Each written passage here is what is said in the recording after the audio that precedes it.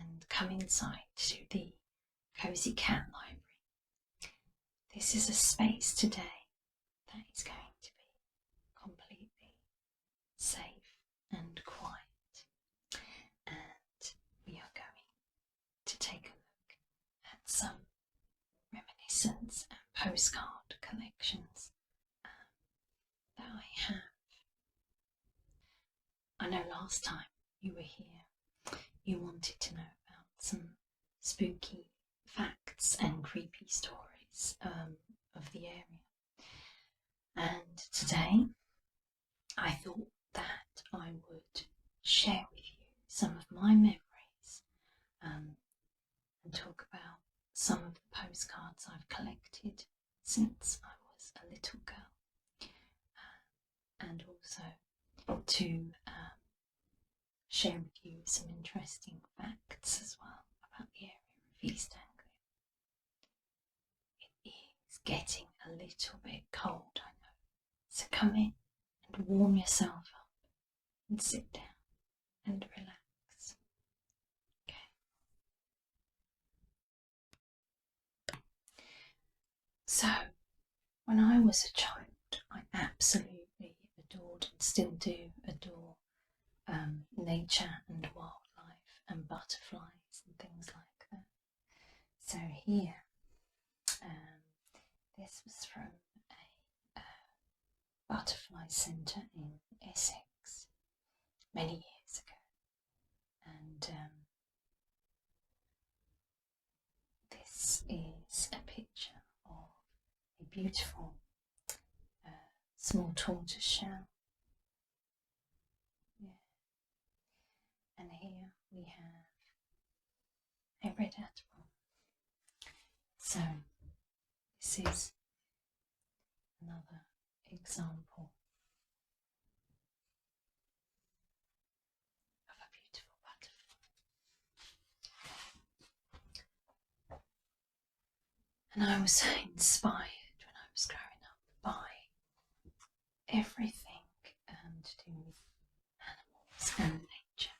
So I was always really interested in ponies, seals, and any animal really. And this is a very charming old postcard from Cromer. Cromer is an old seaside town in Norfolk. So what I find really sweet about this is that it is probably a very hot day in the middle of summer, and everybody is wearing hats and fully dressed with coats and long sleeves, and the ladies are all carrying parasols or umbrellas to protect themselves from the sun. I think that's really charming. In the region of East Anglia, we have many cathedrals, and some famous ones are Ely Cathedral, which is in Cambridgeshire, and also Norwich, which has two quite large cathedrals. They are beautiful places to visit, not just for the architecture, the beautiful stonework and columns, but also they are a place, obviously, that allows you to meditate a bit and have some quiet time, which is really nice. I used to spend many holidays up on the Norfolk Broads. So this is an area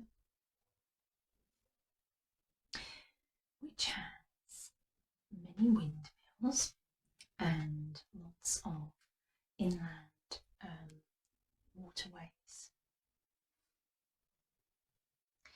some of them were artificially created to allow drainage from the fields. So yeah, there's a lot of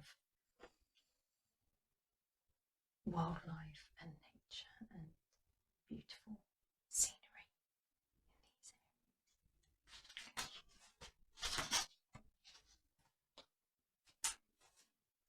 Yeah.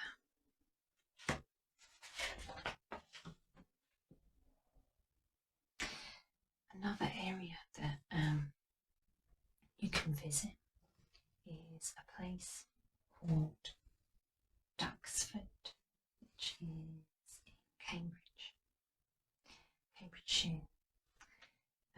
It's a very famous aviation museum, and if you're interested in the military history, it's not just military history because there's also a lot of social war history, but it is of course a war museum. So yeah, I used to spend quite a lot of time going to Duxford when I was younger. I have very fond memories of it actually, and I remember seeing an old Concorde plane that had been, I suppose, decommissioned, and being able to look at the cockpit and the controls and look at the aisles and the seats, and just to see that nose, that aerodynamic engineering was just fascinating for me. So I'm a little bit of a nerd. But yeah, it's really cool to do. I also began my love of nature and photography when I was small. So for me, postcards like this, which actually come from the New Box, not East Anglia. This is a beautiful one of a badger with set and a stag here looking at the early morning mist in a forest. So for me, these pictures were very inspiring. Yeah. So another area that I used to visit a lot as a child was Poppyland, which is a big area of rural fields and farmland in Norfolk. It's very famous for these fields and fields of poppies. Just incredible. I love poppies. I'm a big fan of poppies. So yeah, I really enjoyed spending time looking at this. And I think the reason that Norfolk particularly has such a vast display of poppies is because of the farmland that constantly gets turned. The soil moves up the seeds, so you have poppies coming into the sun, which is really lovely. Yeah.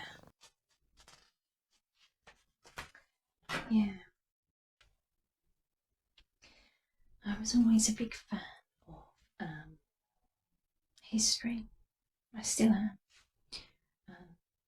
And I was a big fan, still am a big fan, of learning a lot of things about Queen Elizabeth I. Quite fascinated by. Maybe it's the hair, I don't know. But I find her life incredibly fascinating, her life and times. It's something I like to read about. When I was a child, we used to visit a place called Hatfield House, which is in Hertfordshire, somewhere that Queen Elizabeth I stayed for some time when she was younger. There are two paintings here. This one is looking at her in all her beautiful finery. This is called the Ermine Portrait, and yeah, it's by Nicholas Hilliard. This is when she's probably a little bit older. And then here is a younger portrait of her. It's called the Rainbow Portrait, which is attributed to Isaac Oliver, who's the painter of this. In this picture, we see her with eyes and ears all over her dress because she's symbolising that she has ears and eyes on the world, and she has this rainbow in her hand here. It's quite interesting. Very interesting. Yeah, I would often get pictures of lots of things, places I visited as a child, everywhere from the Tower of London to anywhere really. One of the other regions and areas in East Anglia, there is this beautiful house called Wimpole Hall, and it is a Georgian architecture, so it has all these fantastic neoclassical columns and pillars and things. It has very beautiful grounds, and actually a really nice place to spend some time. I recommend it. Yeah, it has a very old plunge bath that you can view. Thankfully, you don't have to go in it. Looks absolutely freezing cold, but it was very famous for it. So it has some steps down to this, really like a small swimming pool, and a very old, like Victorian-looking kind of shower, a very wooden structure where they would go and get clean. It didn't look particularly inviting when I was looking at it. Very cold, but very interesting. Yeah. Yes, so here we also have a picture of the Norfolk Broads with a windmill.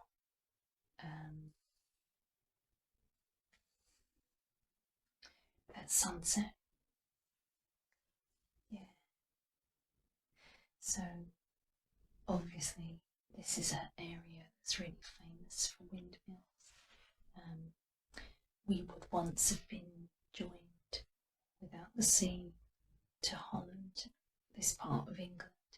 So there's a big heritage that's quite similar for waterways, flat land, and windmills or wind pumps. They're a little bit different, but they look similar. They have different functions, but you can see a lot of these when you are out and about in Norfolk. So I thought we could finish with looking at some interesting facts about some of the places around East Anglia. Looking at pictures of windmills and wind pumps. One of the places that is very interesting to visit is St Benet's Abbey. St Benet's Abbey is over by Ludham, which is out on the Norfolk Broads. It's an area that you can go and visit. So St Benet's Abbey, the site originally was from the 800s, so the 9th century, and then a monastery was added later in the 1300s. Now what's interesting about this is that part of the old mill and the gatehouse to the abbey still survive, but they were in fact destroyed or destroyed in the process of dissolution of the monasteries in the 1500s. So there is an old ruin there. You can go and look around the old windmill and the monastery. It's a place that you can take some really beautiful photographs because there's a lot of nature, very kind of big skies and sunsets, and it's really nice to go and have a look. So that's that's a place that has a wind pump or a drainage mill in Norfolk, as we were saying earlier. There are slightly different purposes for these buildings, and there is of course a very famous windmill at Clyde, which I believe you can stay in. So if you would like to actually see what it's like to live inside a windmill, then you can stay there, which I think could be quite interesting. Yeah. There's also many folk stories around about this area, and there's some great ones, but I wanted to share with you the story of Tom Hickathrift. So I won't read the whole thing, but to give you some idea, this was a man who came from Ealing in Cambridgeshire, and he is buried in All Saints Church in the village of Tilney All Saints. So this man clearly existed, but in what capacity, how much of this is true, I don't know. It said that he was a giant, so his mother was widowed and he grew up with her alone. They were very poor, and he kept eating and eating, and he grew to 8 foot tall. So his mother was struggling to feed him and maintain their lifestyle. But there is a happy ending. He began to become very useful, and as he grew much bigger and stronger, he could fell wood with his hand and rescue people from wild wolves and bears. This man presumably lived around the maybe 1500s, or early 1600s. So he was somebody who kept people safe, did lots of work, was very strong, and so he became very rich and he became very well thought of, and people began to employ him. And eventually they could stop living in a cave and they moved into a beautiful home, him and his mother, and he took care of her, which I think is a really lovely ending. So that's the legend of Tom Hickathrift, who was a giant in East Anglia. Okay. Yeah. So I hope you enjoyed it today, and I hope you've had a chance to warm up and feel cosy and spend time in the Cosy Cat Library. I know that my little cat has probably enjoyed listening to me as I've been talking,